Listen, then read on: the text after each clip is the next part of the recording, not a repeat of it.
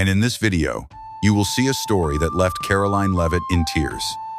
In the heart of the Arctic, 3 Inuit were trapped in an ice cave for days, surrounded by frozen water, slowly dying of thirst.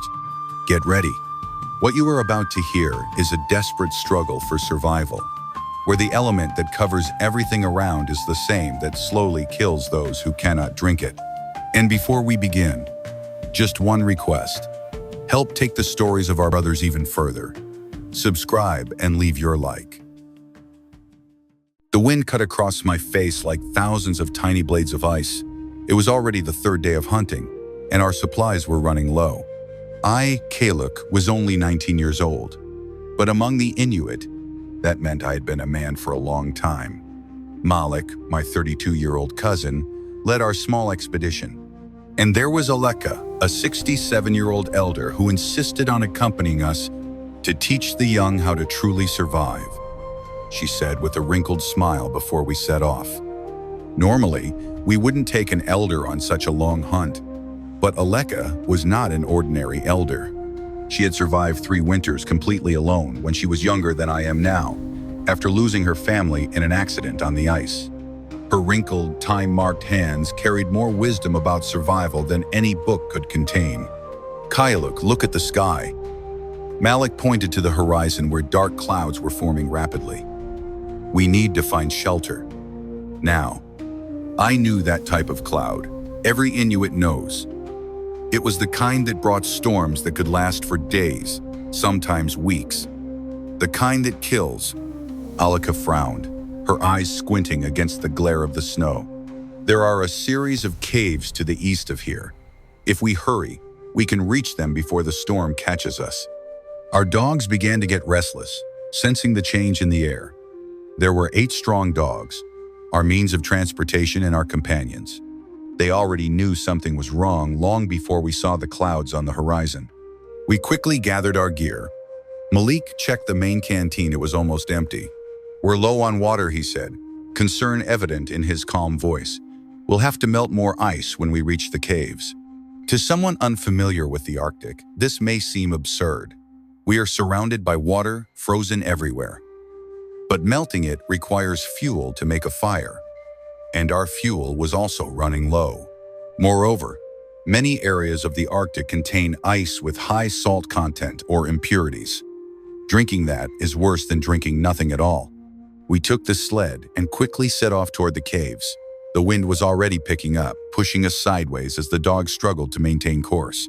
The temperature, which was already low, began to plummet even further. The sky above darkened as if someone had turned off the sun. Snow began to fall, first slowly, then in violent gusts that made it impossible to see more than a few meters ahead. Malik led, followed by the dogs and the sled, with Aleka in the middle and me at the back. Keep going, Aleka shouted over the rising howl of the wind. The caves are just beyond that rock formation. That's when we heard the crack, a sound that every Inuit learns to fear from childhood, the sound of ice breaking beneath your feet. Stop, Malik shouted, raising his hand. Slowly. Back up. We were on thin ice, a deadly trap hidden beneath the fresh snow. My stomach froze more than the air around us. One wrong step, and we would be swallowed by the dark waters below, a quick death by hypothermia, if we were lucky. Lie down and spread out, Aleka commanded with unsettling calm. Distribute the weight. We did as she said. The dogs, sensing the danger, remained perfectly still, their eyes alert. With slow, almost painful movements, we crawled away from the spot where the ice cracked. It was seconds that felt like hours. Each inch a victory against death. When we finally reached an area with thicker ice, our clothes were covered in snow. Our bodies trembling not only from the cold, but from pure adrenaline. We need to keep going, Malik said, his voice betraying how shaken he was. The storm is getting worse. He was right. The wind now howled like a wounded animal, whipping snow against our faces with such force that it was impossible to keep our eyes open for more than a few seconds. The temperature continued to drop, and I felt my eyelashes beginning to freeze together. It was Aleka who spotted the entrance to the cave first. A dark tear against the endless white. "There!" she shouted, pointing with a gloved hand. Gathering our last strength, we guided the dogs toward the shelter. The entrance was smaller than we expected, just wide enough for one person and the dogs to pass through at a time. Malik went in first to check if it was safe while Aleka and I waited with the animals. "It's good," we heard Malik shout from inside. "It's big enough for all of us and the dogs." I helped Aleka enter and then led the dogs, one by one. Lastly, I pulled the sled with our supplies and gear. Inside the cave, it was much warmer than outside, still below freezing. But without the biting wind, it felt almost comfortable.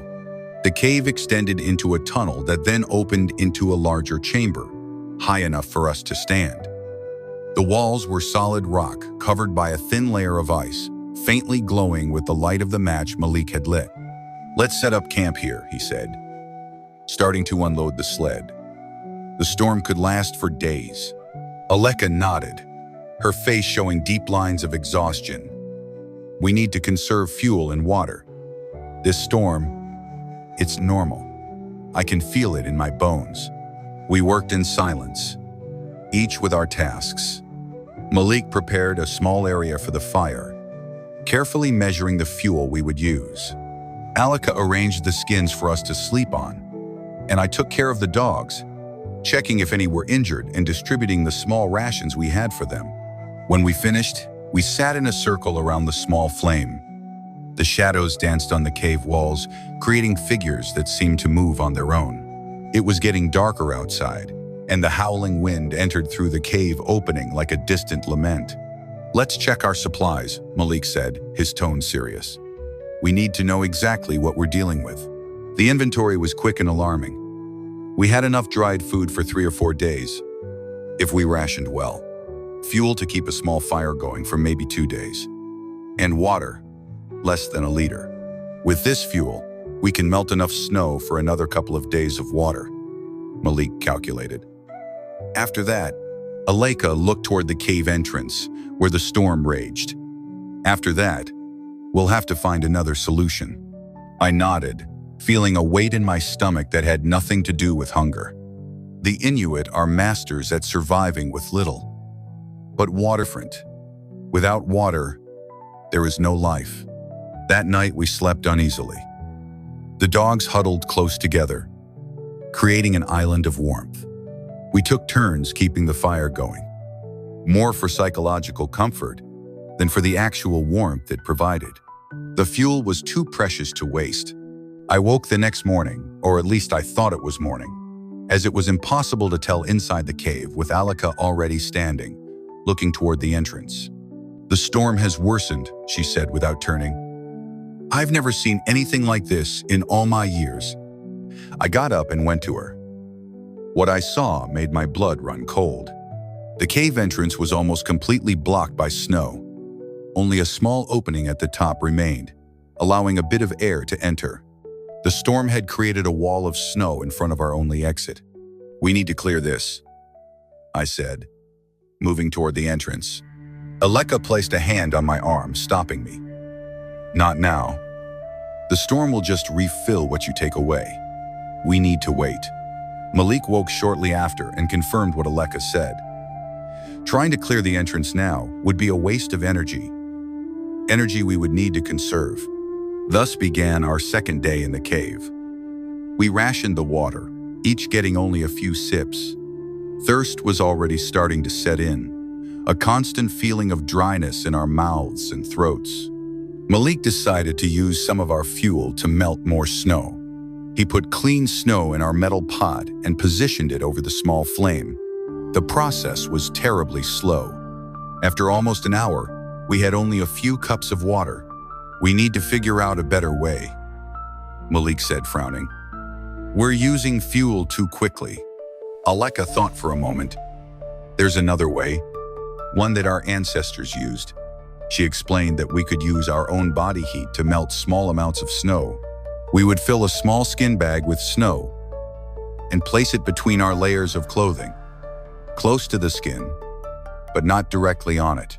The body heat would slowly melt the snow, and we could drink the resulting water. "It's slow, and you get wet," But it works without fuel, she explained. We decided to give it a try. Each of us prepared a small skin bag and filled it with clean snow that Malik collected from the highest part of the cave entrance. We placed the bags close to our bodies and waited. The third day in the cave dawned with the storm still howling outside. The entrance was completely blocked now. Malik had to dig a small tunnel to the top to ensure that air continued to circulate. The cold had intensified, and our small fuel supply was almost gone. The melted water from the skin bags was not enough. Thirst was now constant, painful. My lips were cracked. My tongue felt like a piece of old leather. Aleka was showing the first signs of severe dehydration. Her normally bright and alert eyes were sunken and cloudy. Her skin, already wrinkled with age, now looked like crumpled paper. We need more water, Malik said, looking at our small supply. We can't wait for the storm to pass. That's when he had the idea. It was risky, but it could work. At the back of the cave, where the ceiling met the floor, there was a small puddle of frozen water. It was ice from years, perhaps decades, formed by the slow dripping of water through the cracks in the rock. If we can break this ice and melt it, we will have enough water for several days, Malik explained. The problem was that the ice was firmly attached to the rock. We would need to use our tools to break it, and each strike would echo through the cave with enough force to potentially cause a rock or ice fall. It's dangerous, Aleka warned, her voice weak. But thirst is even more dangerous. Malik and I approached the ice at the back of the cave. Carefully, we began to work, using our knives and harpoons to loosen pieces of ice. It was slow and noisy work. Each hit echoed through the cave, making the dogs whine nervously. After almost 2 hours, we managed to loosen several large pieces of ice. It felt like a victory, until Malik looked closer. No, he said, his voice heavy with disappointment. This ice contains too many impurities, minerals from the rock. Drinking this would make us sicker. We returned to our small camp, defeated. Aleka looked at us with half-closed eyes. She was conserving energy, barely moving. The old method, she whispered. We have to try the old method. She was referring to a desperate technique the Inuit used in extreme cases. It involved collecting urine, allowing it to freeze partially, and then separating the ice crystals, which contain fewer impurities, from the liquid part, which concentrates most of the toxins. It was a last resort method, but we were reaching that point. On the morning of the fourth day, Aleka did not wake easily. I had to shake her gently. When her eyes finally opened, they were alarmingly red. Water was all she could say. Malik and I exchanged worried glances. Our emergency technique had provided us with only a few drops of liquid, barely enough to moisten our lips. Our situation was becoming critical. That's when we heard it. A sound different from the constant howl of the storm. A sound of something moving at the cave entrance. Malik grabbed his harpoon and cautiously moved toward the partially blocked entrance. I stayed with Aleka, my heart racing. Is anyone there? Malik called, his voice hoarse from thirst. Silence. Then, the sound of snow being pushed. And then, a voice. Malik? Kyluk? Are you in there? The voice belonged to Tukutok, a hunter from our village. For a moment, I thought I was hallucinating. That thirst had finally affected my mind. We're here, Malik shouted, his voice breaking with emotion. We're trapped. For the next few hours, Tukutok and 3 other men from the village worked to clear the entrance of the cave. When they finally managed to open a space large enough, they flooded our icy prison. Tukutok was the first to enter, carrying a large canteen. The sight of fresh water was like gazing upon life itself. He carefully gave us water to drink, a little at a time, so as not to overwhelm our dehydrated bodies. When you didn't return, and then the storm hit, we organized a search. Tukutok explained while tending to Aleka, who was still very weak. This was the worst storm in decades. Many thought you were lost. It took time for us to recover enough to leave the cave. When we finally did, the world outside was unrecognizable. The landscape had been completely transformed by the storm, with mounds of snow where there had once been plains and new cracks in the ice. Aleka was placed on a sled, covered with furs. Her eyes met mine before we departed. "Do you know why we survived, Kaluk?" she asked, her voice still weak. I shook my head. "Because we respect the ice. Many see only death in it, but we know it also holds life. The ice is like our people, hard on the outside, but with the knowledge of generations flowing inside." As we traveled back to our village, I looked at the white expanse around us. The ice, which had almost killed us with thirst while we were surrounded by frozen water, now sustained us, providing a path home. Thirst is different from other forms of suffering. Hunger hurts, cold burns, but thirst is like something fundamental being ripped from you, cell by cell. It is a reminder of how fragile our existence is and how we depend on the elements that can both give us life and take it away. The Inuit have a word, sila, which means both weather, climate, and awareness of the world. During those days in the cave, I learned the true meaning of that word. The ice is neither our enemy nor our friend. It is simply sila, the relentless reality in which we exist, which we must respect and understand to survive. Aleka recovered, though she never returned to being as strong as before. She told me months later that that experience had been her last great lesson for me. "Now you know," she said, her eyes once again clear and perceptive. "Now you understand that water is life, and that without it, even surrounded by the frozen element, we can perish." To this day, I never go out to hunt without at least 3 different ways to obtain drinking water. The canteen at my belt contains not just water, it contains Aleka's wisdom, Malik's determination, and the memory of those days in the cave when we learned, the hard way, that even in the realm of eternal ice, thirst can be the deadliest of threats. Thirst among the ice is a deadly trap that the Inuit have faced for generations. This story of Kaluk, Malik, and Aleka reminds us how fragile life can be, even when surrounded by water in its frozen form. If this survival narrative touched you, share it so that more people understand the challenges faced daily by Arctic peoples. Subscribe to the channel for more accounts of courage, ancestral wisdom, and extreme resilience.